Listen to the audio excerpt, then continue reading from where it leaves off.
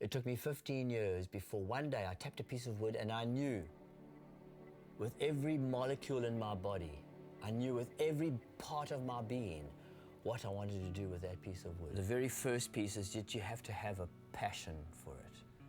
I think if you're going to be a quality anything, whether it's a quality photographer, a quality artist, a quality teacher, there needs to be a passion.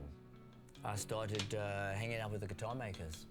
That's how it really started. I bought an old Spanish guitar that I was sort of working on a bit, and they kind of saw that I had some skills, and yeah, it just grew out of that, you know.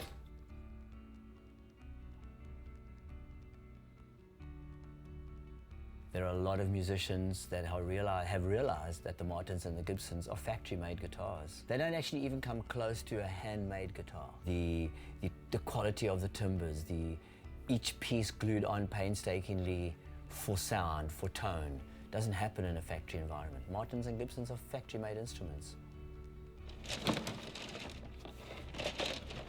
I don't sell in South Africa. I am very proud to be a South African.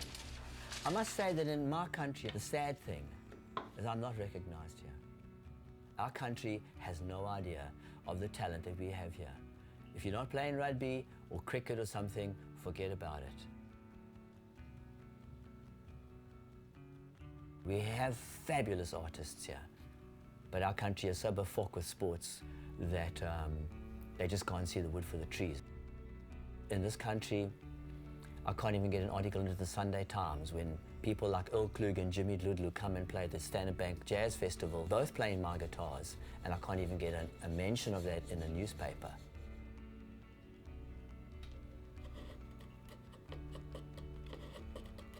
And when you feel for the wood, like you see me in the studio tapping and touching every piece, I know guys that don't do that. Okay, now we're going to alter that. They work with clock gauges and spring gauges, and they measure each piece and they weigh each piece. They don't have that tactile feel. I'm an alchemist, if nothing else. That's what I do. I use pieces of wood, I glue them together in an alchemical process, and I finally come up with a sound that is consistent enough that people can play 10 of my guitars and they go, that's a Maingard sound. Taking a magical tree and it's been cut down, it's been killed, but it lives. The wood still lives. The pores of the wood are still shifting and drying and changing. And it's almost like the tree has a chance to sing again. It's almost like the wind is blowing through the branches again.